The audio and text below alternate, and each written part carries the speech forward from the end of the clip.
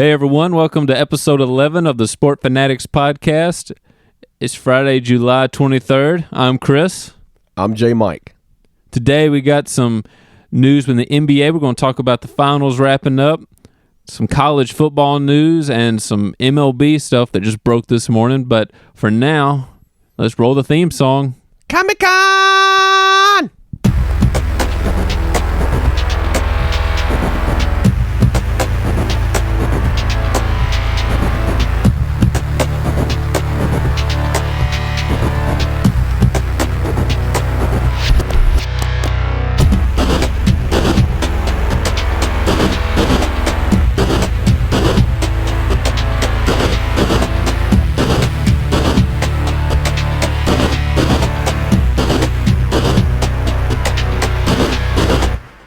Okay, well, let's start with that NBA game. Going to be the last NBA game of the season because the Bucks finished it in Game 6 at home against the Suns, 105-98. Won 4 straight NBA final games, overcoming another 0-2 deficit in these NBA playoffs. And they pull a 2006 Miami Heat when the Miami Heat went down early 2-0 in their series against the Dallas Mavericks and won the next 4 to win the NBA championship. Yeah, made it turn around quick and finished business. 4 straight games. Of course, behind an incredible performance from Giannis with those 50 points and, almost half of the points scored in the game. Also, a lot of rebounds. Oh, my gosh, 14 rebounds. 14, that's right. 5 blocks. And 64% from the field. Yeah, that's MVP. And he had MVP-like numbers. He even had a good night from the free throw line. Oh, he was incredible at the line. Yeah, how about that? Just incredible. 17 for 19. You obviously could tell. Not only is he playing his game and dominating at such a high level, but getting it done at the free throw line, that made you go, man, Giannis really wants this championship the other night. Just incredible NBA finals for him. I'd like to go through each game statistically of what he did and how important he was to his team. In Game 1, he scores 20 points, 17 rebounds, 4 assists, 55% from the field. Game 2 was his coming out party in these NBA finals. 42 points, 12 rebounds, 3 blocks, 68% from the field. Yeah. Game 3, 41 points, 13 rebounds, 6 assists, 60% from the field. Game 4, 26 points, 14 rebounds, 8 assists, 58% from the field. 32 points in Game 5, 9 rebounds, 6 assists, 60% from the field. And, of course, as we just touched on, Game 6 where he drops 50. Yeah. He made it pretty easy to figure out who that MVP was going to be once they won the series. Oh, no doubt. And there were a lot of people I kept seeing on Twitter about how much Chris Middleton hit some clutch shots. Oh, he for sure. But MVP wise, I just read each game statistically of what he accomplished. There's no doubt that he was this year's NBA finals MVP. Oh yeah, for sure. And one hand washes the other, but without those types of games from Giannis, Middleton's not going to be able to make those clutch shots. here is Giannis's final stat line of the NBA Finals: 35.2 points per game, 13.2 rebounds per game, 5 assists per game, and 1.8 blocks per game. So you can't tell me that anybody else, or Middleton deserved NBA Finals MVP. I mean, come on. That's just remarkable what he accomplished. And I know Shaq shouted him out on Twitter after the game, telling him, big boy basketball is back. But that's exactly what it reminded me of. Shaq in the early 2000s in Los Angeles, where he I could see that. He dominated the paint, and then Kobe did his thing. Yeah, so that's exactly what Giannis's and the Bucks run just reminded me of, that early 2000s Laker run where they three-peated. Yeah, and I was about to say that was part of a dynasty. So we'll see if the Bucks can maybe do something similar here, because they've got some great pieces now. No doubt. And that, that's not to say that Middleton and Holiday, they both had great series as well, but Holiday bounced back in a big way when they needed him to. Yeah. And I mean, that game 5, he was incredible, because in the first half, he was the majority of their scoring in the first half, which kept them in the ball game, them being down 16 early. And him hitting some big time 3-pointers early on, having a really good shooting percentage, kept that Bucks team in it.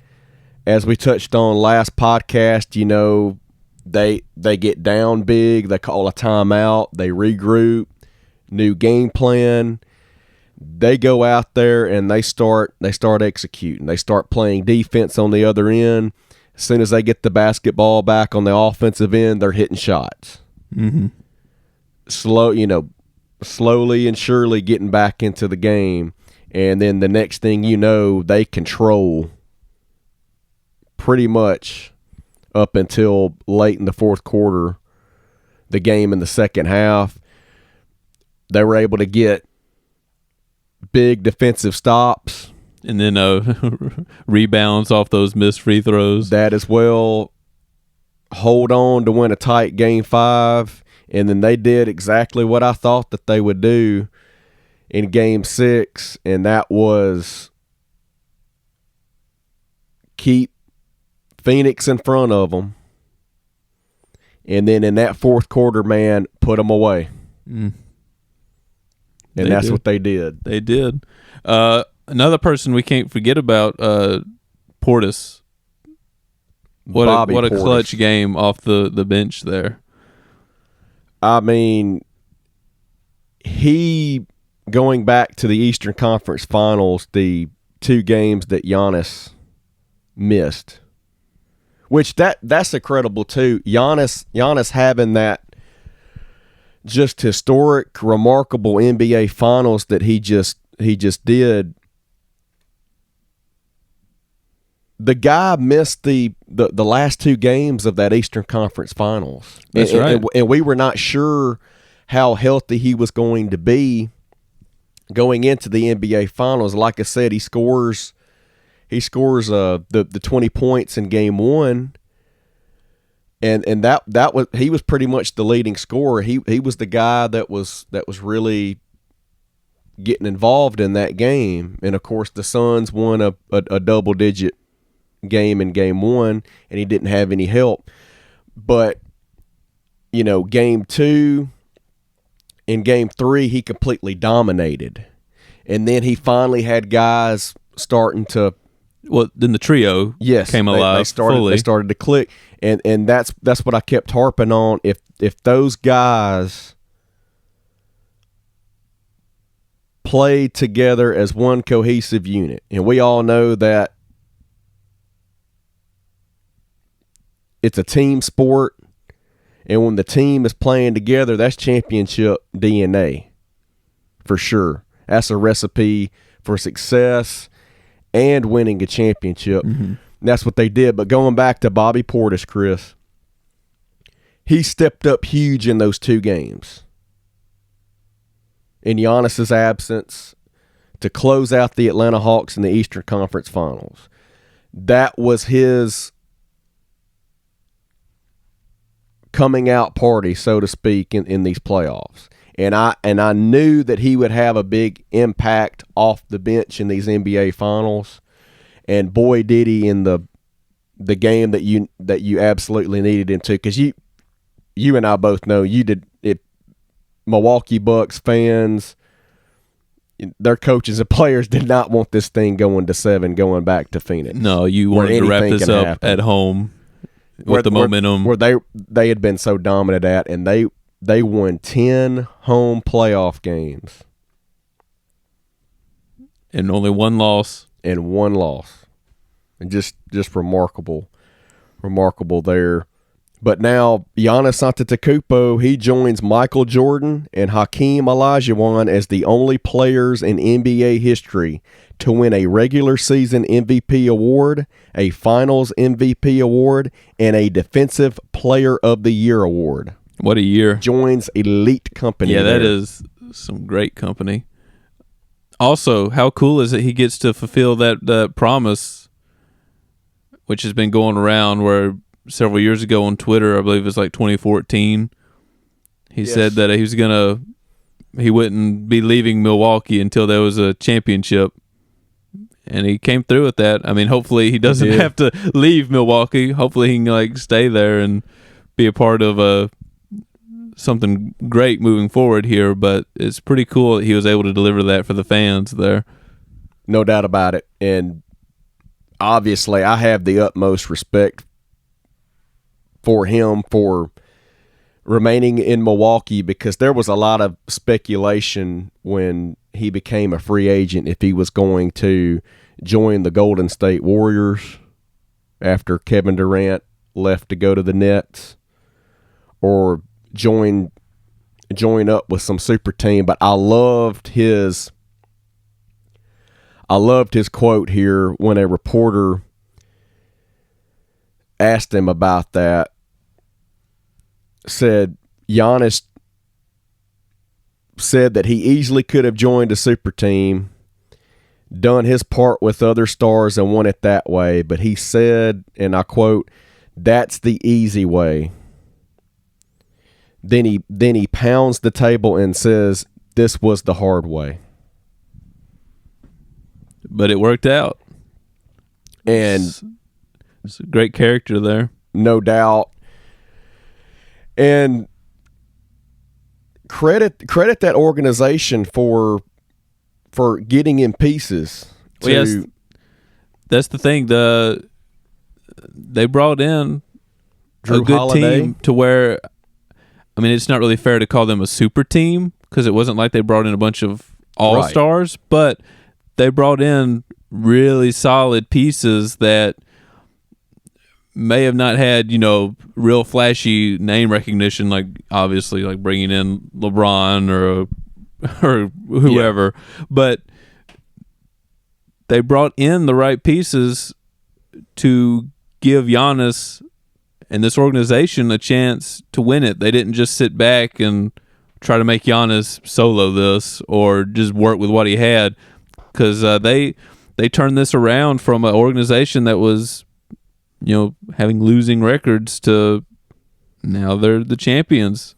Oh yeah, and I'm glad you brought that up, Chris, because the 2013-2014 Milwaukee Bucks regular season overall record was 15 wins and 67 losses. In just this 2021 postseason, they went 15-7. Oh. They tied themselves in the win column from that 2013-2014 season in just this postseason. Just the postseason. Wow. That's pretty cool. I mean, remarkable. And touching on a big piece, also a big piece that they acquired from the Houston Rockets and P.J. Tucker, that is. How about this? P.J. Tucker beat out all of his former Houston Rockets teammates on the way to the NBA championship. In the first round, the Bucks defeated the Miami Heat. Trevor Ariza was on that team. In the second round, the Milwaukee Bucks overcame a 0-2 deficit to beat the highly favored Brooklyn Nets in 7 games to win that series when he beats James Harden from the Brooklyn Nets. In the Eastern Conference Finals, the Bucks defeated the Atlanta Hawks. Clint Capella was on that Hawks team, and now they overcome another 0-2 deficit, win 4 games in a row, win their first NBA championship in 50 years, and he beats Chris Paul, his former teammate. It's like he's like coming through and beating the bosses. He's like the video game character coming through each round, beating the bosses to win the championship. Exactly. Over his former allies. Yes. Turned nemesis. But that's just that I mean, I thought that was great right there, where it's okay. Yeah, it's a cool step. You were on my team in Houston. Okay. That's one step. Yeah. And speaking of Chris Paul, I guess worth mentioning yet another year where he's not champion. Yes. And it brings questions of, will he ever get that championship? It does, because now he is unfortunately the first player to lose 4 best-of-7 series after leading 2 games, or after being up 2 games, I should say. 2008 was up 2-0 in that series with the New Orleans Hornets. They lost that series 4-3, 7-game series against the San Antonio Spurs in the West semifinals. 2013, he lost 4-2 when he was a part of the Los Angeles Clippers to the Memphis Grizzlies in just the first round. Fast forward to 2016, he lost 4-2 as a part of the Los Angeles Clippers again to the Portland Trail Blazers in, guess what, Chris? The first round yet again. And now up 2-0 in the NBA Finals. He was 2 wins away from getting that coveted first NBA title in his career. They lose 4 straight games as the Milwaukee Bucks beat them 4-2 to win the NBA Finals. I said in the podcast last time, I can't imagine how that would feel as a player to lose that many series after being up by 2 games. And I mean, I still can't imagine. I'm not sure. Obviously, part of it is his fault with some turnovers and way too many turnovers, and then only scoring after that 32-point performance in Game 1. Statistically, he just dropped. Yeah, it seemed like every game he just. And he did pick it back up a bit for Game 6 here, but then that goes to the other half. Also, just unfortunately, being on teams that it just didn't work out for whatever reason. In this case, the Suns, after those first 2 games, they just weren't clicking the same. Like the Bucks looked so much. They got it together, and the Bucks had just that performance as a unit was so much better than what the Suns had going on after those first 2 games.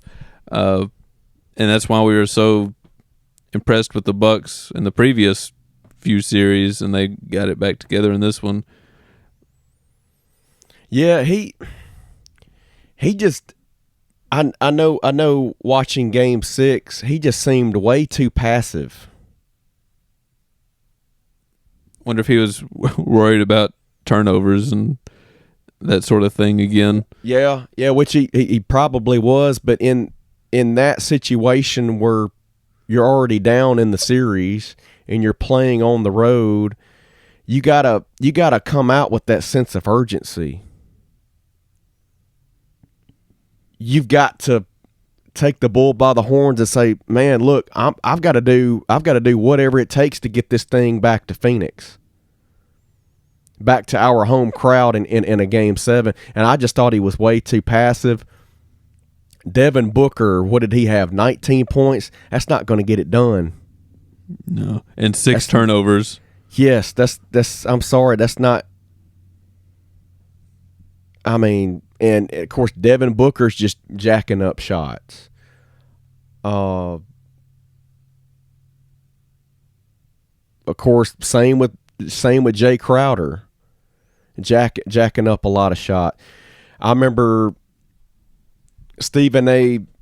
Smith was harping on the Suns' Monty Williams needing to give the ball to Cameron Johnson, the forward.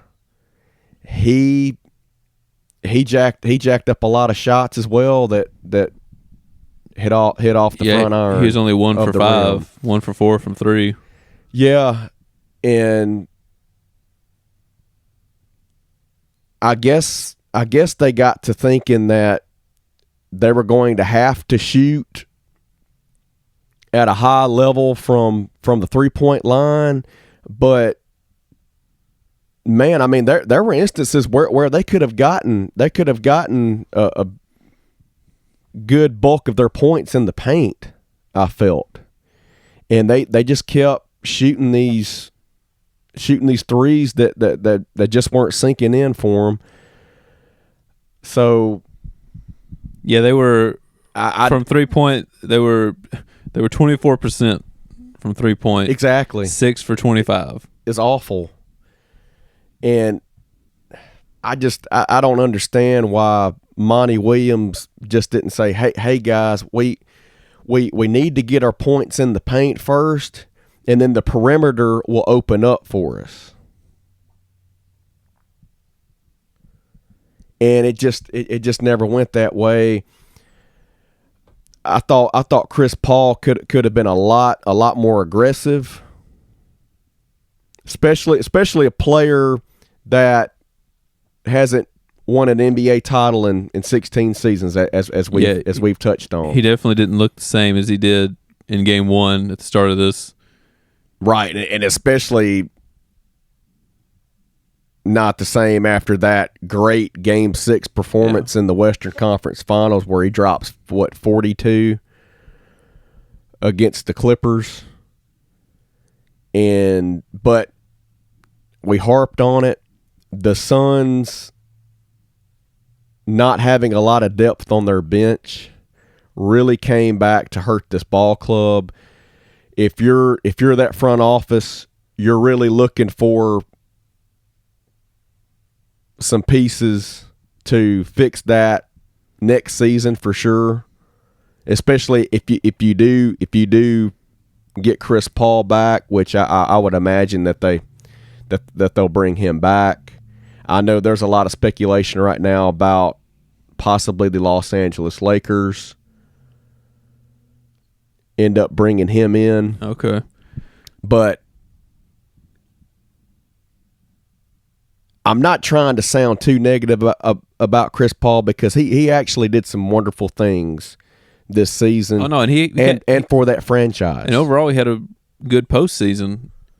It was just even in these finals, in most of the games, he did like good or okay. It's just that with the turnovers was the main issue, and it wasn't good enough against with the way the Bucks were playing. Right, that too, and Chris Paul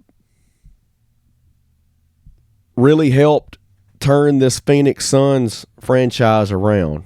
51-27 in the regular season. Yeah. A second overall seed in the Western Conference playoffs. They go on a remarkable run throughout that Western Conference playoffs. Get back to the NBA, gets them back to the NBA Finals for the first time since 1993. Just unfortunate they win the first two and they're not able to win another game here. But remarkable job by Chris Paul, because also what we touched on about Giannis not wanting to join a super team, wanting to stay in Milwaukee, get it done in Milwaukee, and he has now. Chris Paul has never really been on a super team. Now you could argue the Houston Rocket squad that we just talked about, where PJ Tucker defeated all of his former Rockets teammates en route to a championship, and he was on that Rockets team with Chris Paul, Trevor Ariza, James Harden, Clint Capella. But you really don't, in my opinion, you really don't call that a super team. You just really call it a dynamic duo in Chris Paul and James Harden. Of course, they didn't get it done against the Golden State Warriors that year when that series went all the way to 7 games. But credit Chris Paul for not joining a super team, really going to Phoenix and working with some really young studs that are going to be great players for the rest of their careers, and guys like Devin Booker and DeAndre Ayton. Yeah, he's moved around, but it's cool that he's gone to a place like Phoenix where, I mean, they have talent, but he's sort of working to try to help build up something here. Oh, no doubt. More than just, instant super team like you're talking about. He's already started it, and that's what I admire. That's what I admire about players like Giannis Antetokounmpo and Chris Paul is they want to get it done where they're at, but they're wanting to help from a leadership standpoint, help the younger players out, help them get better, help them to learn the terminology about how to play basketball at that level, how to play it at a high level, how to maintain that, and when all of that comes together, there you have a winning culture.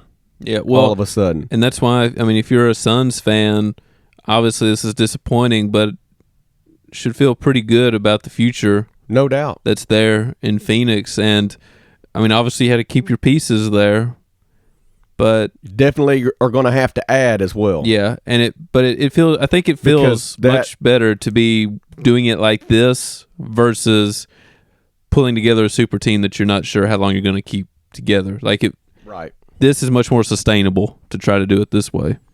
Oh, no doubt. And also with doing that, Chris, you don't have a super team with guys with a bunch of egos on it, saying, hey, look, I should have had that last shot, or I should be getting the ball more, or I can score at such a high, better level than this guy can. Mm-hmm.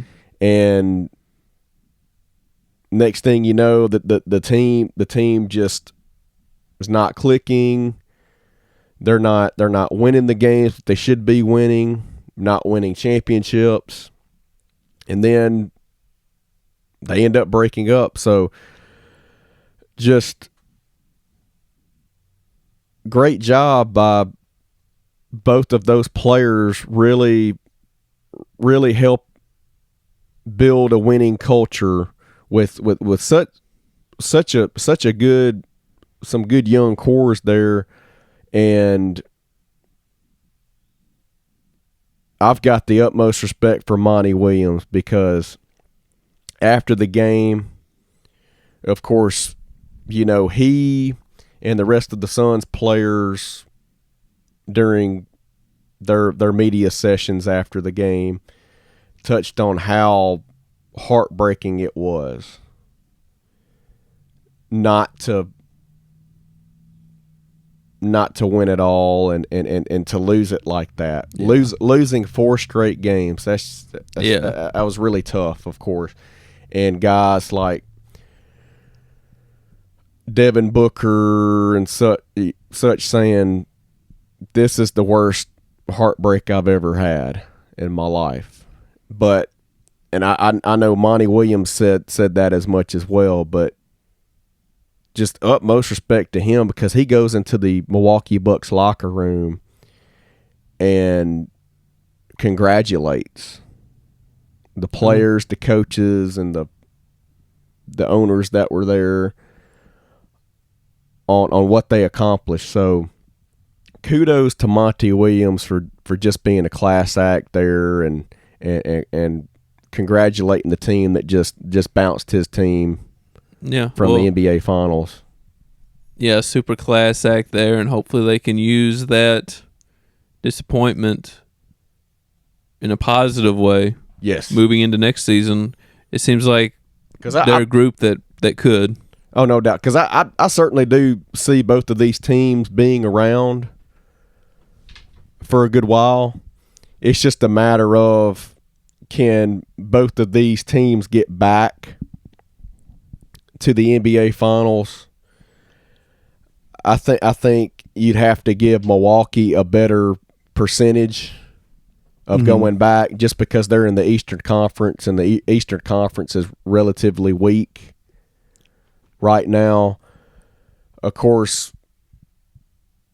you've got the Nets there, but the Nets, I'm telling you, they let go of a lot of good young pieces to acquire James Harden that ended up hurting them in that matchup against the Bucks, where they didn't have those guys like Karis LeVert because they had no choice to trade them away if they wanted James Harden. Right. And then Irving, unfortunately, gets hurt. So did James Harden. James Harden was not 100% the rest of the way in that series. They had to rely heavily on Kevin Durant, and that's not going to happen. You've got to have teammates step up, and he didn't have his 2 battery mates, so that hurt him in that series. But obviously Milwaukee looks the best of potentially getting back possibly next season.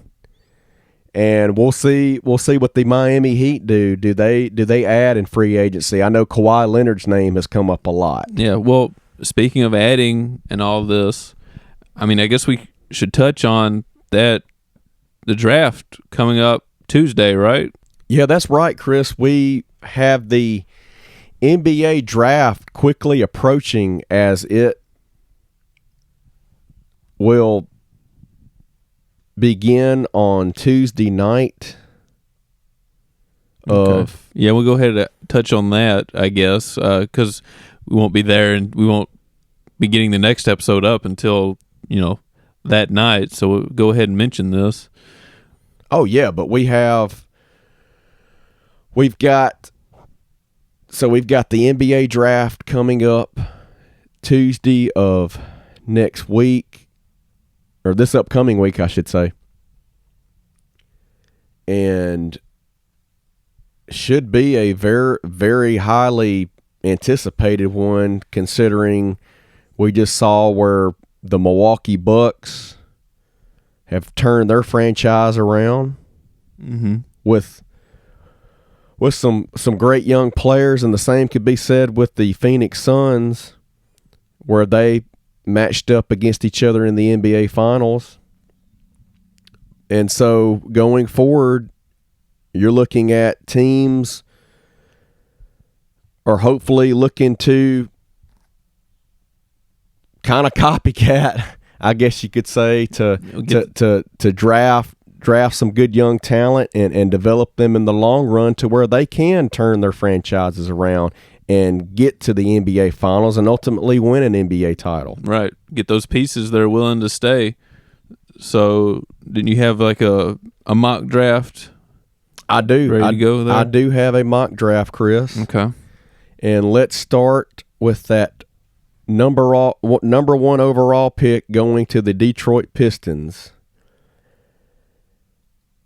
They have the Pistons selecting Cade Cunningham, the guard from Oklahoma State.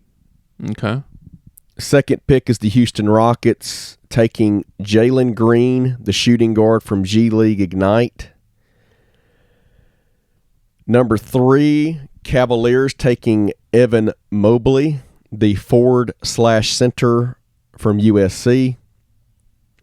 Number 4, they have the Toronto Raptors taking Final Four hero from Gonzaga, Jalen Suggs, to hit the game-winning shot against UCLA in the Final Four. And that's obviously, we've touched on this before, but that's obviously going to be Kyle Lowry's replacement in Toronto, because I do expect Kyle Lowry leaving Toronto in free agency and signing with the contender. Yeah, okay. And if you're the Los Angeles Lakers, maybe pick him up. Exactly, because I know a lot of speculation right now has the Lakers very interested and intrigued by Chris Paul, and they have even made a trade offer to Washington to try to acquire Russell Westbrook. But I think Kyle Lowry is your best option in free agency, because you'll have the money, and that'll definitely be a great point guard to go along with LeBron James and Anthony Davis. So I do expect Jalen Suggs, to be picked at number 4 to be Kyle Lowry's replacement in Toronto. Pick number 5, Magic taking Scotty Barnes, the forward from Florida State. Number 6, Thunder taking James Bouknight, shooting guard from UConn. And that's a name, Chris, that our listeners really need to be watching out for, because this guy has risen up the draft boards as of late. He was not a projected top 10 pick. He was a projected either late first rounder, early second rounder, but a lot of scouts were really intrigued by his scouting combine performance. Oh, I guess he's been showing out then, doing really good. No doubt, Chris, and he has really risen a lot of eyebrows here lately. And because of that, like I said, scouts are really intrigued by him all of a sudden, and he has really risen up these mock draft boards. So that's a name to keep an eye out on. Okay. James Bouknight, the shooting guard from UConn. See if he goes up even higher, possibly. So that would obviously be another great pick for the Thunder, who we all know that they're going to have 3 first-round picks in this year's NBA draft. So you better turn it around. You got 3 picks in the first round. No doubt. And so that's definitely the riser, one of the risers here in the mock drafts. Number 7, Golden State Warriors from the Minnesota Timberwolves taking Jonathan Kuminga, the forward from G League Ignite, teammate of Jalen Green that I just touched on, being picked 2nd overall, quite possibly, to the Houston Rockets. So you've got 2 G League Ignite teammates potentially going in the top 10. Number 8, the Orlando Magic from the Chicago Bulls, taking Keon Johnson, the shooting guard out of Tennessee. Number 9, the Sacramento Kings, taking Franz Wagner, the brother of Mo Wagner. Great Michigan player from a couple of years ago in their Final Four run. And I do believe he's still with the Los Angeles Lakers. Okay. If not, he's still in the league. But last I remember, he was with the Lakers. So you've got another pair of brothers in the NBA. No doubt. And they have his brother going in the top 10. So that would be great for that family. Number 10, another riser here as of late, which shocks me because he put on a show for Baylor all year long en route to a national championship, and that is Davion Mitchell, who the Pelicans have taking at number 10. The guard from Baylor. Mm-hmm. That's another guy to watch out for. He definitely could possibly creep into that top 6. And he has certainly risen a lot here as of late, but it still surprised me. It surprises me because of how well he played at Baylor a season ago. And I never understood why he was so low on draft boards. But he's another guy that had a pretty good scouting combine, and scouts have really started to notice him a lot better, and he has crept up into the top 10 now of these mock draft boards. So that's certainly another name to look out for that could potentially be a top 6 pick before it's all said and done Tuesday night. Yeah, well, he certainly is a great player. Yeah.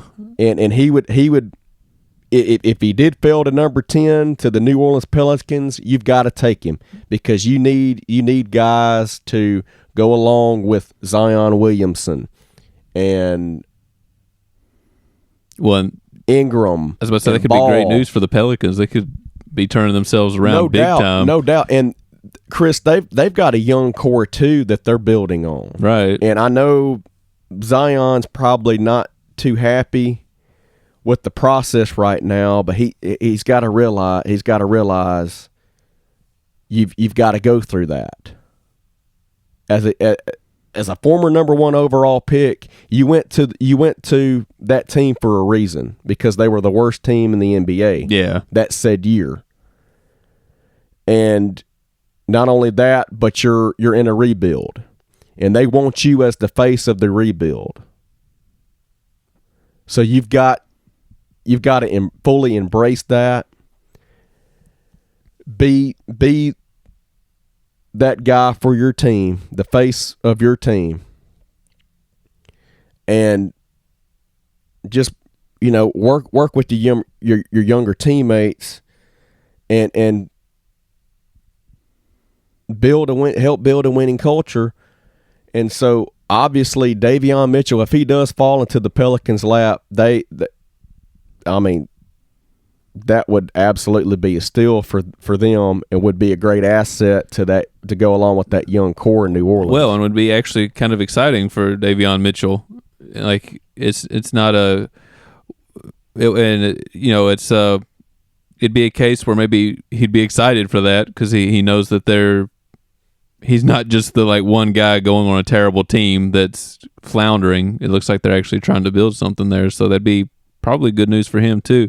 I guess we have those are the top 10, but is there any other people in that first round that you maybe have an eye on, or can I keep an eye on like Davion Mitchell or anyone like that? Someone else who's maybe can kind of be a surprise or sneak up, or just you think is a steal, great player? Well, that's great that you asked that, Chris, because as we've seen in the recent NBA drafts, we've seen a lot of international players creep their way up. Yeah, it's becoming more and more an international sport now. No doubt about it. We've seen these international players creep their way up into the top 10. And ultimately were selected as a top 10 pick. And there are three here that I have written down that I believe everyone should keep an eye out for that could potentially do so. You have Josh Giddey, the guard from the Adelaide 36ers, Interesting a team out of Australia. Mm-hmm. Right now, have him going 13th to the Pacers, so he's on the outside, but looking in. He could to sneak that up top there. 10. He's a guard as well. Mm-hmm. So that's one name to look out for. Number 15, Wizards taking Alperen Sengun, the forward center from Besiktas, Turkey. That's a tough name to say. That's a guy to look out for as well. And at number 18 right now, Oklahoma City Thunder from the Miami Heat have them taking Usman Garuba, the forward/center from Real Madrid, Spain, not to be confused with the soccer team, Real Madrid. Right, it makes you think of the soccer team. So those keep an eye on those international players and see where they go in this thing. Yes, so there are no doubt there are three, and they only have those three right now in the first round, but those are certainly three guys that could definitely creep their way up into the top 10 potentially, because as I just stated, we've seen a lot of those guys have done it in the past, with like a Kristaps Porzingis. He went high to the New York Knicks a few years back, and I remember the New York fans were irate about it. Whoa, who is this? Mm-hmm. Why are we picking this guy with such a high pick that we have? And then he put on a show in New York. Yeah, I was about to say, I mean, theoretically, you've got this huge batch of talent just all over the world to tap into. You don't just have to look here in North America. Yeah. So, you could really potentially get some great steals from across the globe. No doubt. If you're willing to, broaden your horizons out. No doubt. And you see what his teammate on the Dallas Mavericks, Luka Doncic, has done, being the face of that franchise now. Mm-hmm. Dirk Nowitzki retired and no longer playing, even though he's still working in the front office there in Dallas. But Luka Doncic was a top 3 pick in that year's NBA draft, and not a lot of people thought that he would might not even be a top 5 pick, but he ended up going third to the Dallas Mavs, and he has put on a show ever since. So you're certainly starting to see these international stars break out in the NBA, and so it's certainly been a thing here in these NBA drafts where a team really likes an international player enough that they pulled the trigger. And so don't be surprised if any one of those 3 ended up creeping into the top 10, because they're definitely on the outside looking in. But yeah, don't be surprised at all if they ended up surprising a lot of fans, as their favorite teams ended up picking them up in the top 10 in the first round. So it's something to definitely keep an eye on there.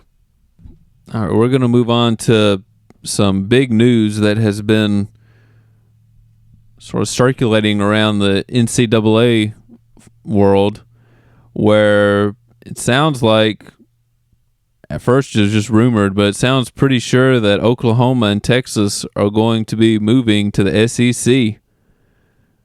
And it sounds like it could happen as soon as next year.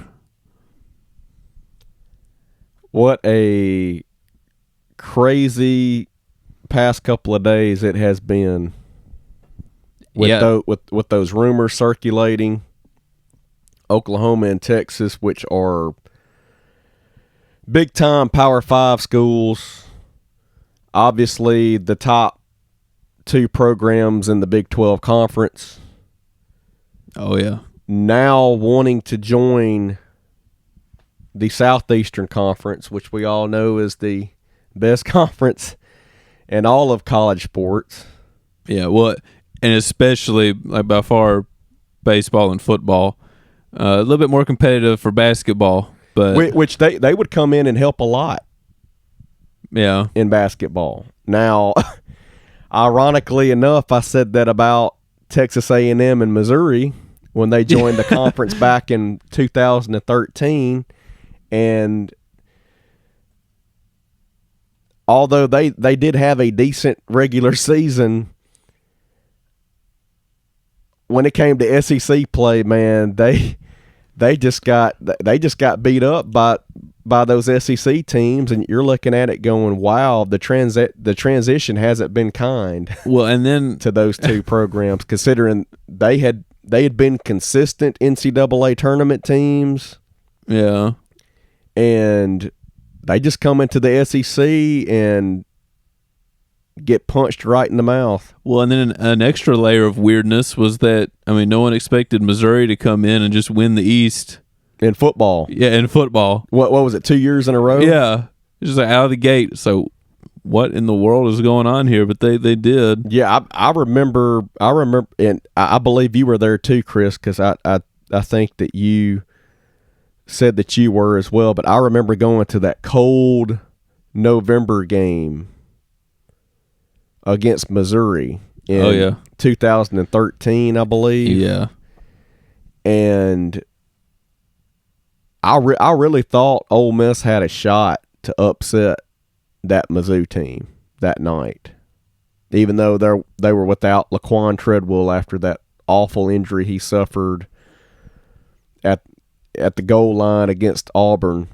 Mm-hmm. That completely dashed their remaining hopes of winning an SEC title, let alone getting into the first ever college football playoff at the time. But yeah, I really thought that Ole Miss quite possibly could upset that Missouri team, and that Missouri team just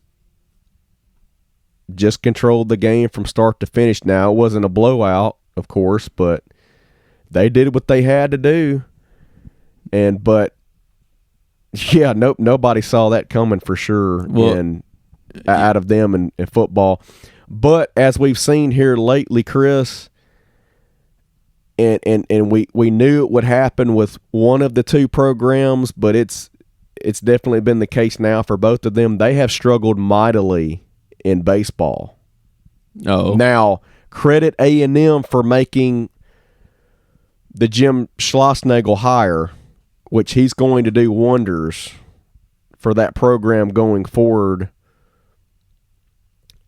in Aggie land, getting them back going on a winning standpoint and getting them into regionals and such. But Missouri has struggled mightily in baseball. So yeah, but I guess that's not quite as much of a surprise. They haven't picked up that SEC bump for baseball yet, but we know that Texas has an incredible history when it comes to baseball.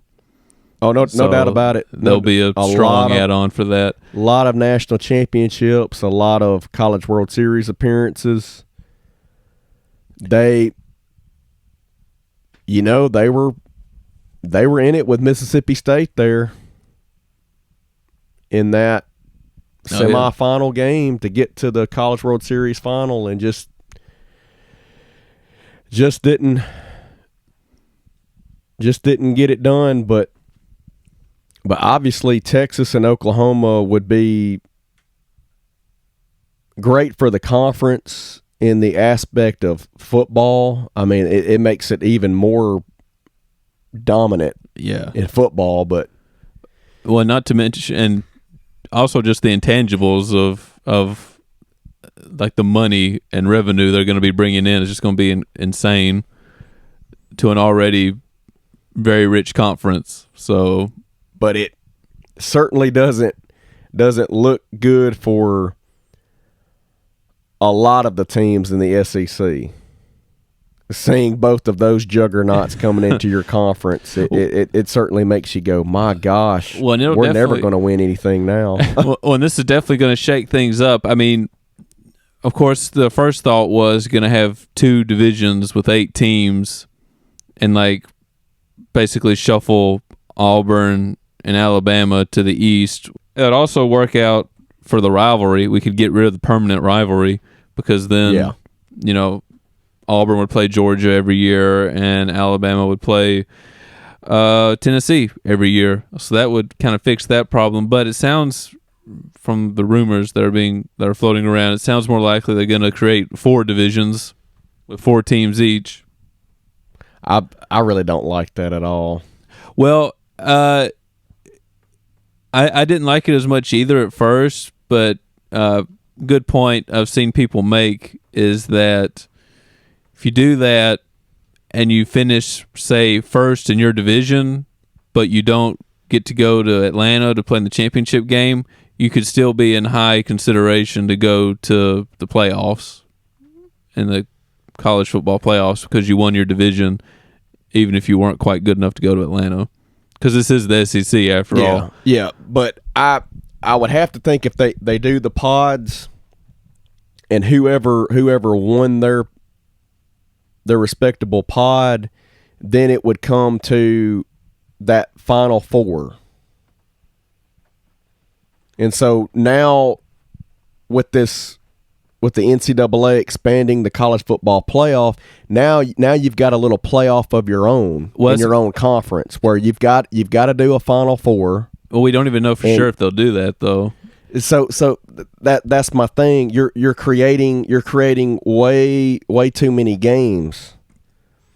Well, and that's why the teams in a sport that's violent. Yeah, that we know it's affected a lot of people's careers and livelihoods. Name a few people who have died from CTE. Jevin Sneed, former Ole Miss quarterback. Mm-hmm. They found CTE. Junior Seau committed suicide, CTE related as well. So there's going to be a lot of health and safety questions, and with this. The schools aren't going to want to play the semifinal game either. Like, that's why I think they may put it in pods, but still just like have 2 schools go to the championship game and do it record based somehow. I mean, we'll see. Which a lot of schools and fan bases are going to be unhappy about that as well. So you're never going to get that happy medium. There's always going to be, for sure, very disgruntled schools, fan bases of saying, "Hey, look, we won our division. Why don't we have an opportunity?" But like you said, Chris, the NCAA is going to cut down on games, and because of that, 2 of those teams are going to be left out, unfortunately. And so all it's doing, Chris, is causing more chaos, and I don't like it one bit. Well, I don't. Well, I'm pretty excited because we've already got these kids signing endorsement deals, getting paid when they're only in college. I thought the whole point of going to college was to get an education, first and foremost, and then working your butt off to where you get picked, hopefully in the NFL draft, and or you get signed with an NFL team, and then you work your butt off that way, make it onto an NFL roster and put on a show and play well enough to get you that lucrative contract. Now that's going to affect college sports a lot as well. So I don't see anything good coming out of this right now, because there's just a lot of things going on in college sports all of a sudden to where it's really making you question about things going forward. Oh, well, I mean, there's definitely a lot of questions in the air about the future of the NCAA as an organization, which may make it more prudent for conferences like the SEC to form these super conferences. And, I mean, I hope that there's always some sort of like overarching organization here, but if not, you may want to be in something like this where you're in a conference that can have a legitimate like sort of champion on its own in case there's some deal where, you know, the NCAA completely falters and is no longer a governing body. Now, that being said, I mean, I'm excited about Oklahoma and Texas joining. The pod system, it makes there's always going to be people who aren't satisfied. Now, from a TV and fan perspective, I would love to see that, like the semifinals and then the finals game, but I realize it's probably not gonna be possible, or because they're going to expand the college football playoff. Yeah, so it's probably not going to be logistically possible to do that. And those teams would more than likely get into that college football playoff, but there's still, my point is, there's still going to be a lot of griping going on of we didn't have a fair shot at our conference title. Yeah, and you might also want to play a game there of if you might want to just win if you feel like you got a good shot at getting into the college football playoff. You may not want to be in your conference championship game and just kind of skip it, have a bye week. Because we all just saw in baseball where Mississippi State gets run ruled in both of their SEC tournament contests and go back to Starkville, regroup, and go on a run all the way to Omaha where they win their first national championship in baseball and in school history. So that's that's a great point there. That's not the ultimate goal. Now, it would be great to win a conference championship, but it's not the ultimate goal. You know, the ultimate goal is to go on a run and to win a national championship for sure. Which could mean, I mean, we'll see. I mean, you could just kind of scrap. SEC started the championship game. What if they ended up being the first to just scrap it and be like, we don't need it anymore. We've got a lot of the powerful teams anyway, and it's just, you know, if you have a good enough record, they may invite you. Now, this is all speculation. I think they'll keep it and probably just have two teams go. But let's be real. The college football bowl system is fixing to be over with. Definitely as we know it. I'm not sure what's going to happen to it. But I'm absolutely going to hate it because that the bowl system gave a lot of teams an opportunity to win a postseason game at that magnitude, and that will be gone now. Well, I assume that there'll still be bowl games because of the college football playoff, and I'm talking about some of the more prestigious bowls. You're probably not going to see them anymore. Well, they'll probably be a part of the playoff. Which is a shame. Yeah, they'll be kind of like the current one, how it rotates or whatever. They'll probably be like that, which, I mean, does have its cons, but I guess the pro of having some sort of little playoff there is worth it. I never was that disgruntled with the BCS bowl system. So, I mean, they didn't have to change it from my perspective, but I don't know. This is what we got now, and it theoretically gives some teams a chance that would have gotten chosen for a BCS bowl game, a chance to maybe get in there and make some noise, especially if they're from a lesser conference, not as dominant conference. As far as the one thing you touched on, the new rules regarding, players are now able to make money off their likeness. I've just learned to basically deal with it because this is the way it's been trending for, honestly, since we've been watching.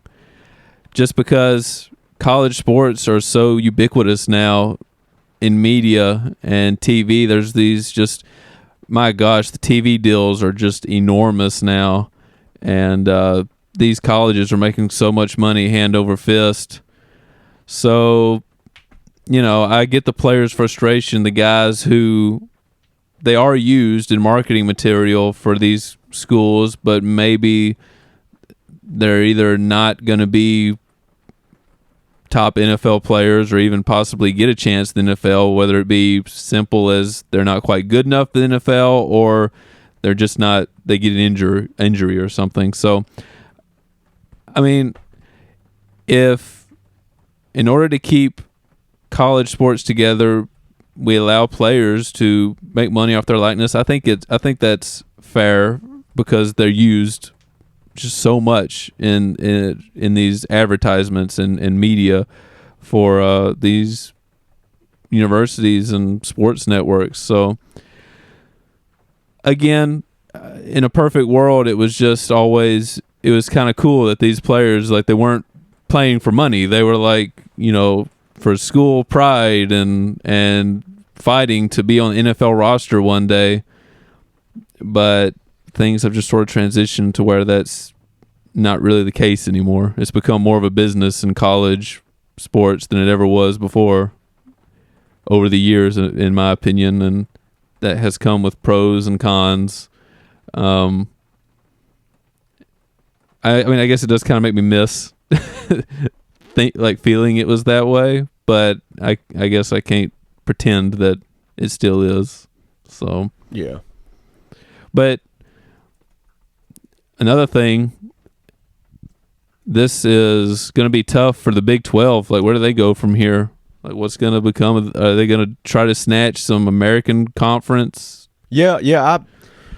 My dad asked me about that the other day, Chris, and I thought about Houston, University of Houston. That makes sense. I always felt like join the Big 12. I always felt like Memphis.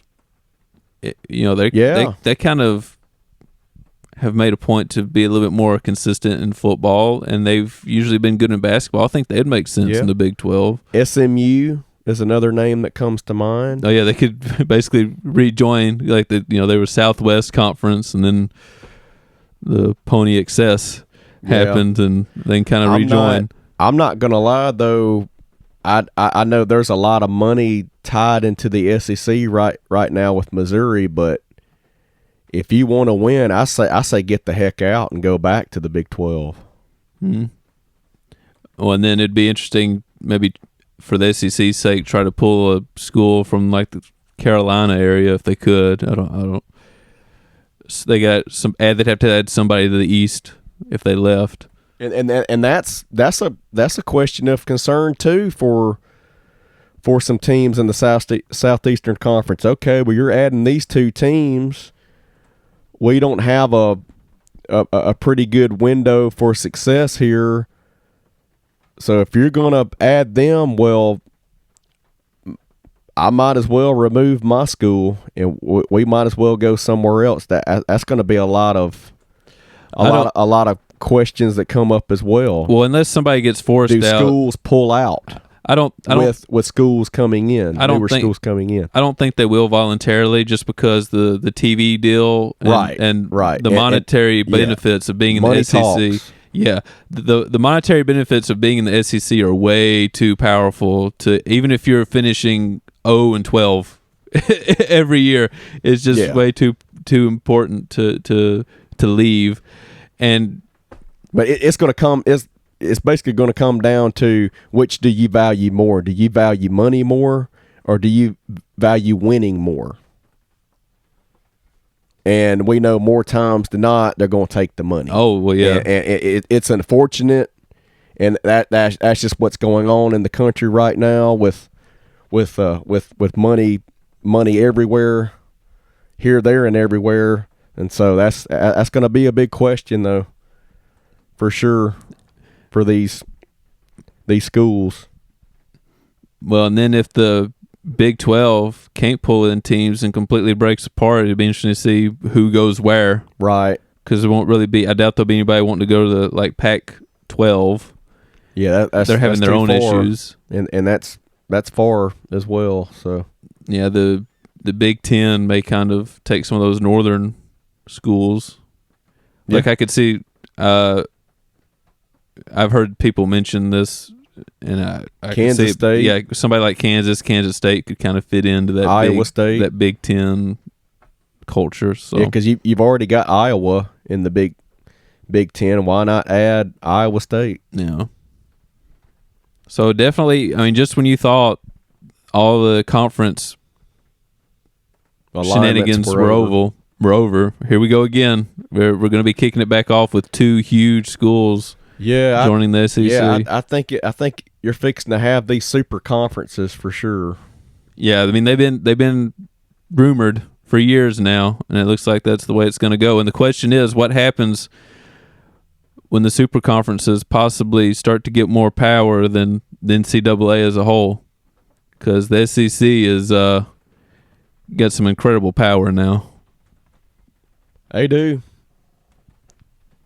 for sure, and I know a lot of those schools right now in the SEC are not looking forward to Texas and OU coming in. So it's definitely a game changer for the conference, but a lot of schools is, well, what window they thought or what opportunity they thought that they had open is now going to be crushed as soon as the announcement is made of Texas and Oklahoma joining the Southeastern Conference. All right, well, speaking of change, we got one more change. It just broke this morning, so I don't have a lot of details on it, but essentially the Cleveland Indians are going to be changing their name to the Cleveland Guardians, which is just something you can kind of see coming for a while now. I feel like they could have chose a better name. No doubt. I feel like they could have went with the Cleveland Spiders. That would have been a cool throwback and unique name. Also could have had cool logo possibilities, but they're going with the Guardians. Apparently the reason why is because there's Guardian statues outside, like at the city limits or something, that like welcome people into the city, like Guardians over the city. But I still would have gone with the Spiders. That seemed to be the popular online choice as well. Yeah, and how about this too for a good laugh here? The team that you just said name that you thought would go perfectly with it, Spiders. Now they're changing their names to the Guardians. You got some Marvel references here. Spider-Man and Guardians of the Galaxy. So they got Marvel on their mind. They do have Marvel on their mind. And they've also released their new logo package and stuff. Okay. It's pretty similar. I have not seen it yet, but yeah, it's pretty similar. Same colors. Oh yeah, same colors and everything. That's good because I had some questions about whether they would change their team colors or not with this new name. Now I think they could have with the Spiders. That would have been kind of cool if they would have changed it to black and something. Oh yeah, no doubt, Chris, because they certainly would have had to, because that would be some copyright stuff going on with Spider-Man, because Spider-Man's blue and red. Actually, I didn't even think about that. So yeah, if they would have been the Spiders, they would have definitely had to have gone like a black and red type of a color. Just out there in uniforms that look like Spider-Man costumes. Oh my gosh. Hey, do your players shoot and spin webs like Spider-Man does? Not hardly, because they're second or third in the division right now. No superpowers. I'm glad they didn't have superpowers in 2016. Yeah, that just screwed y'all over, man. They tried late. I mean, real late. And they jumped out that series lead. They about gave me an early heart attack, but thank goodness the rain came in Cleveland. Thank you, Guardians, for the rain. So yeah, your Cleveland Indians are now the Cleveland Guardians, and I'm sure there's going to be a lot of people like really upset about this name change. Oh, no question. We're in a world where, everything offends people. So it's not going to shock me at all that a team name change is not going to go over well with a lot of people and a lot of fans. Yeah. So, I mean, I feel like it, I'm happy they changed their old logo, which was pretty terrible. And, changing their name, if that's what they felt like they needed to do, that's fine to me. I still think they could have gone cooler, but you know what? I'm not. I guess I can't complain too much. It is what it is. It's not my favorite team, so I really could care less. But to your point, could they have gone with a much better name? Absolutely. Yeah, something more unique and that's why I like the Spiders. It's unique and throwback, but hopefully. Something unoriginal. Yeah, give it some time and we'll get used to the Cleveland Guardians. They're at home in Cleveland. And once again, Chris, where is the heart of rock and roll at? Cleveland. It's in Cleveland. It's in Cleveland. Huey Lewis in the news, baby. All right, we're going to jump into shout-outs real quick. I don't really have a shout-out as much as a mention of, I guess, a rest in peace, but New York Jets assistant Greg Knapp, I'm sure everybody's heard about it at this point, but had that accident while he was riding his bike. Got hit by a car and unfortunately died there in California, 58 years old. It's just so unfortunate. Keep an eye out for bikers out there when you're driving. Yeah, watch out for them. Also, gosh, that's so heartbreaking. My thoughts and prayers go out to his family, to his loved ones, to the New York Jets organization, because he was an assistant coach on the Jet staff. The newly formed Jet staff, I might add. He actually worked with Lane Kiffin, the Ole Miss head coach, when Lane Kiffin had that head coaching job with the Oakland Raiders there for a very, very short stint. But he... Well, and he also he worked with Peyton Manning and even further back, Steve Young. So it's an incredible resume there. Yeah, and only 58 years of age. That's very young indeed. But yeah, there's been a lot of deaths by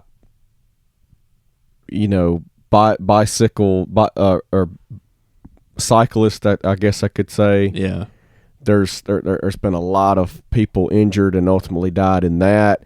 I've even heard a lot of stories where, well, actually two to be exact, two Mississippians reported on the news a couple of days ago. They were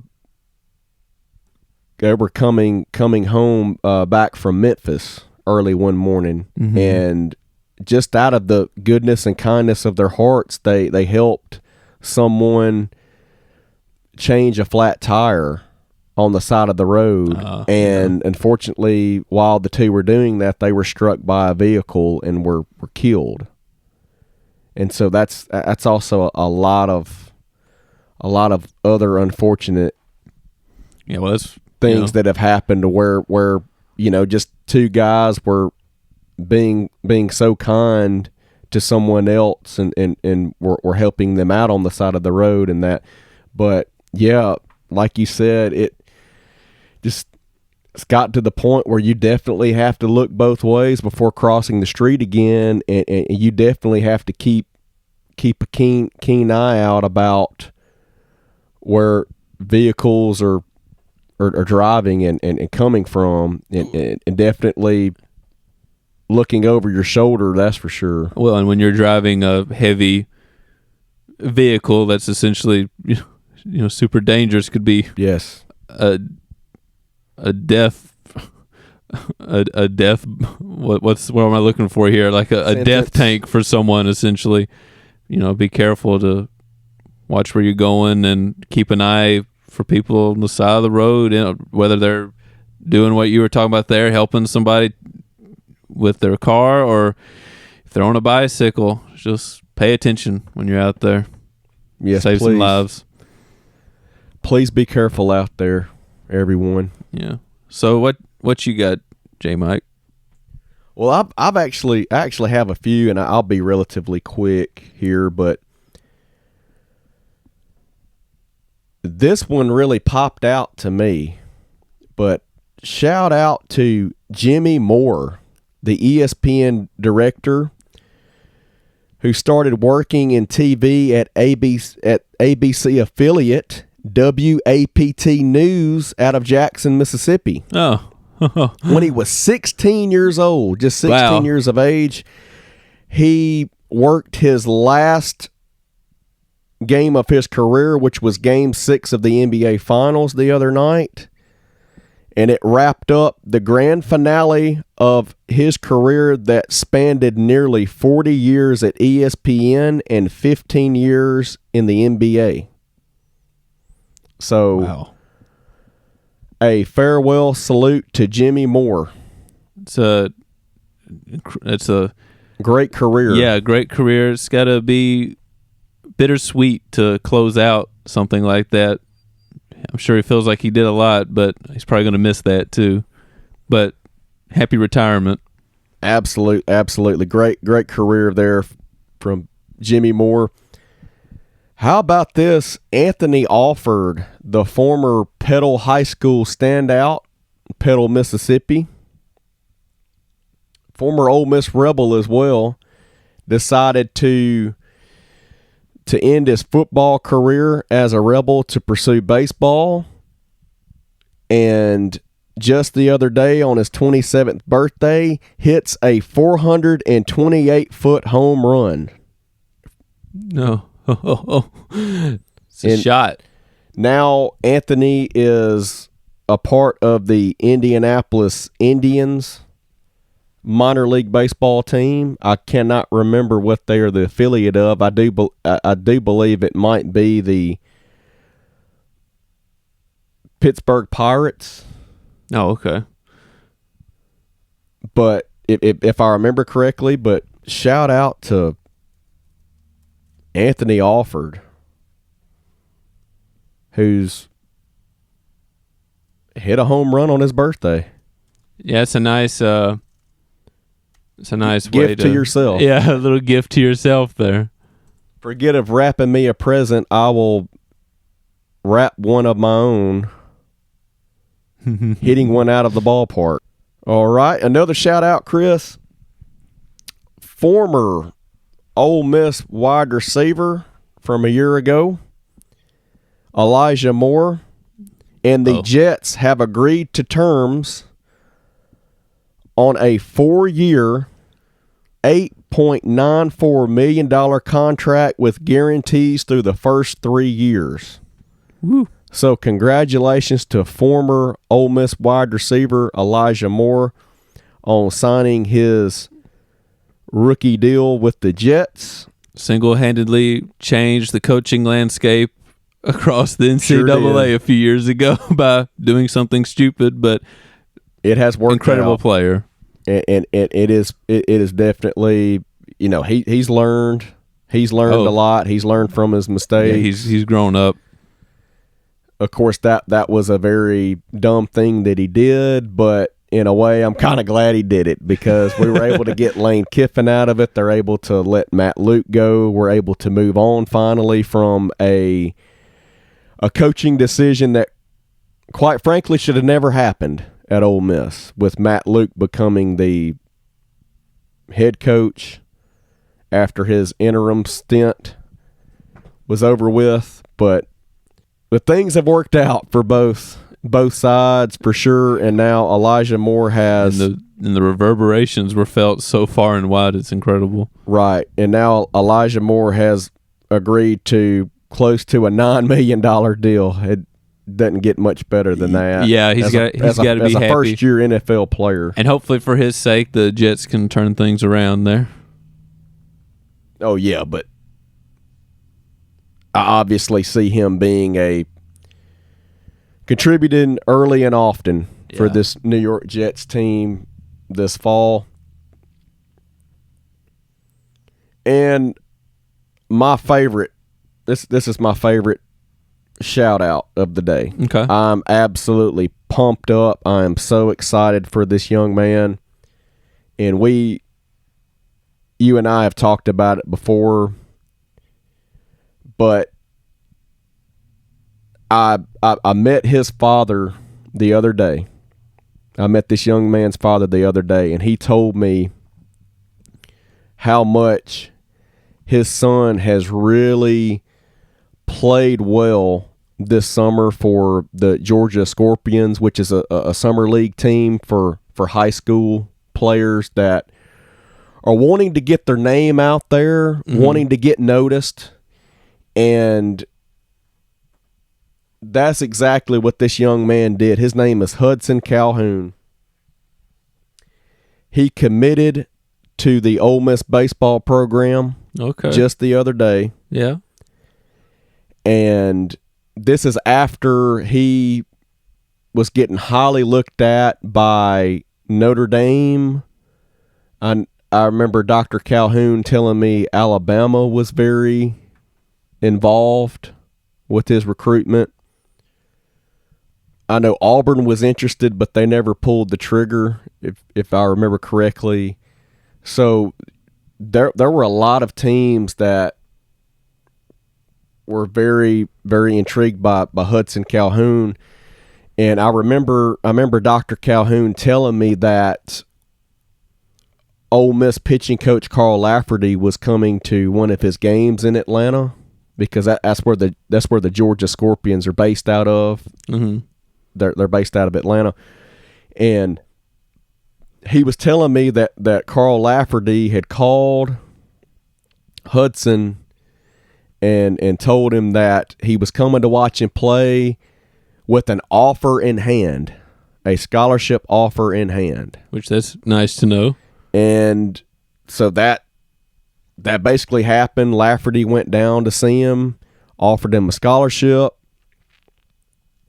and he committed to the Ole Miss baseball program.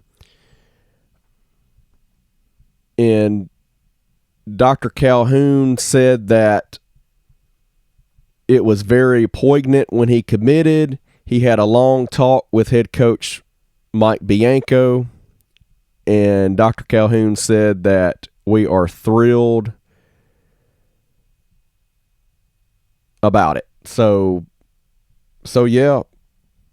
So congrats. So that's definitely one good thing that Mike Bianco has done as of late. Yeah. And I am so glad that they got on him early, and they're able to get a good commitment out of him. And Hudson goes on to say, "I'm excited and grateful to announce that I'll be committing to Ole Miss to continue my athletic and academic career." He said that he would like to thank his family, his coaches, and teammates for their continued support, and closes out by saying that he can't wait to be a part of the Ole Miss baseball program. So, obviously, once again, I am very excited about Hudson's commitment to a Rebel from not only a fan standpoint, being an Ole Miss fan, but just for him in general, because I know he's put in a lot of hard work, and before this summer, he wasn't getting noticed and wasn't getting looked at all. And he made that decision to join a great summer league team and to get his name out there. And let me tell you, Chris, he has done nothing but excel this summer. Dr. Calhoun told me a couple weeks ago when I met and talked to him, he said that, and Hudson's a pitcher. Let me just point that out. But he said that Hudson has absolutely been dominant this summer on the mound for the Georgia Scorpions, saying his fastball is at 91 miles per hour right now, and that impressive. Of course that is only going to get better. Oh yeah, as keeps, because I do believe he's only a junior right now, but yeah, still got plenty of growth to go there. But yeah, his stuff is no doubt going to get better. Dr. Calhoun told me that Hudson's breaking pitches are just unhittable, it seems right now. And so he's absolutely put on a show that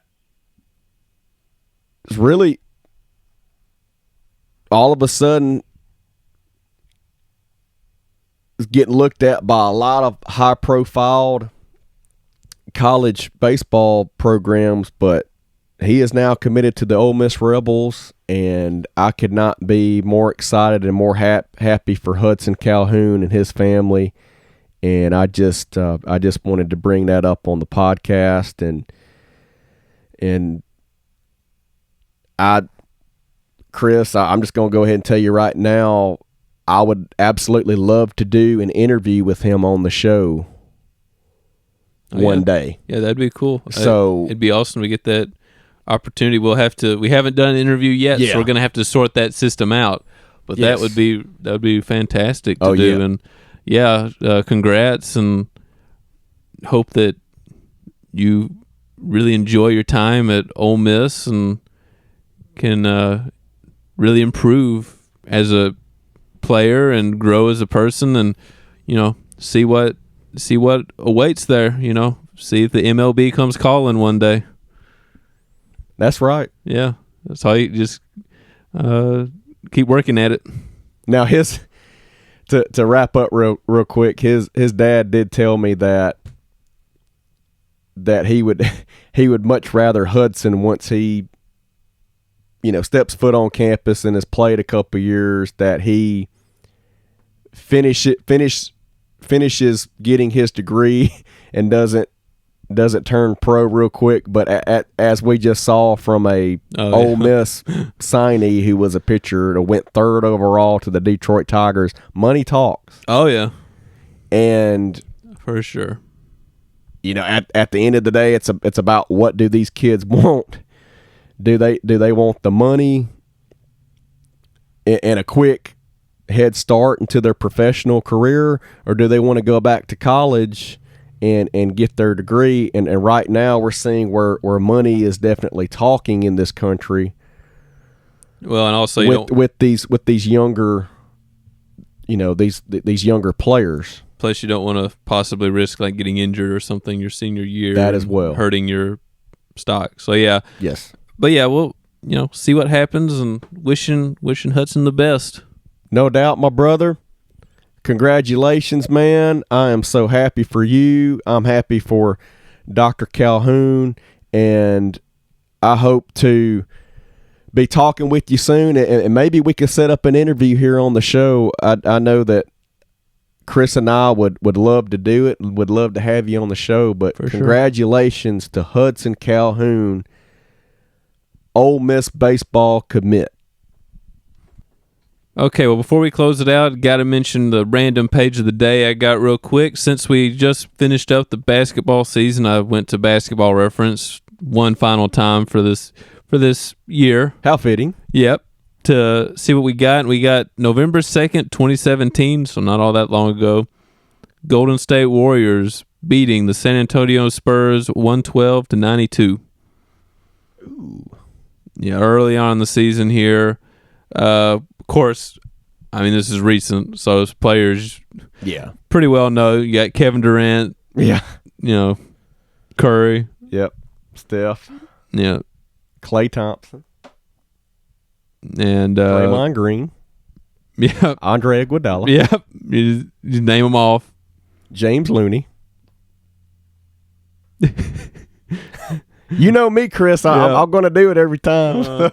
And then with the Spurs, I mean, it's really just Pau Gasol that I instantly. Oh wow, recognized. Wow! I actually forgot that he had that final stint with the Spurs.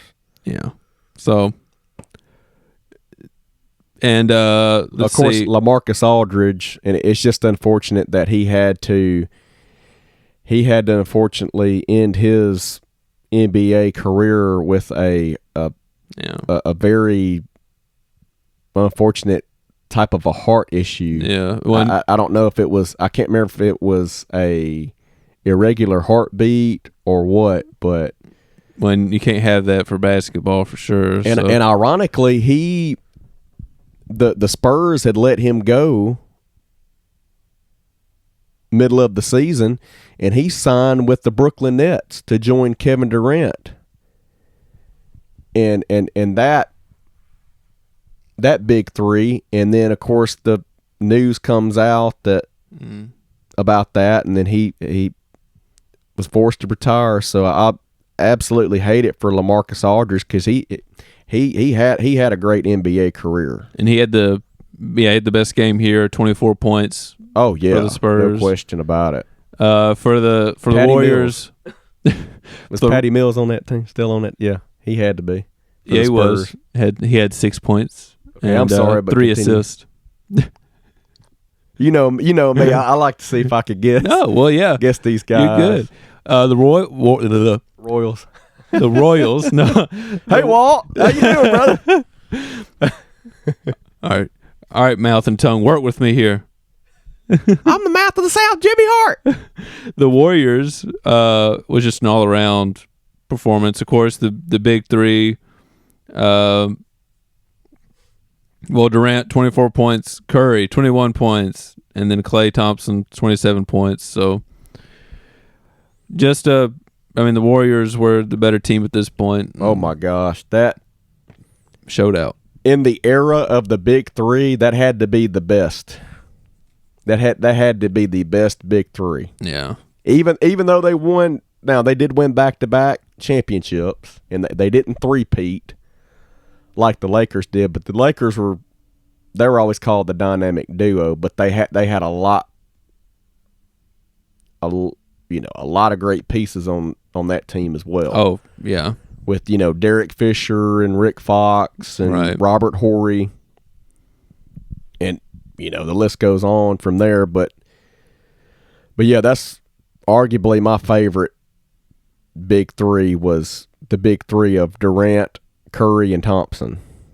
And shout out to Klay Thompson's brother Trace. Trey Thompson is playing for the Iowa Cubs now. Oh. And is lighting it up in AAA Iowa. Okay. The Chicago Cubs minor league affiliate, which is their AAA team, the team before you get to the majors, of course. But his brother is in the Cubs organization, and he is so close, man. Because when the Cubs are fixing to trade their remaining core from their World Series championship team from 2016, I do expect Trace Thompson be called up to get the call up, and if not, then definitely in September for the September call ups. All right, well, that's exciting. So it's Golden State Warriors beating the San Antonio Spurs 112-92 on November 2nd, 2017. All right, well, thank y'all for joining us on this Friday. Yes. Hope y'all have a good weekend. You can follow us, Sport Fanatics, on Twitter. Yes, follow us. Where are they get you, John Michael? Man, yeah. You can add me as a friend on Facebook. My name is John Michael McBunch. And you can follow me on Instagram and Twitter. My handle is the same on both of my accounts. It is at @J_MikeCheck. So feel free to reach out to me.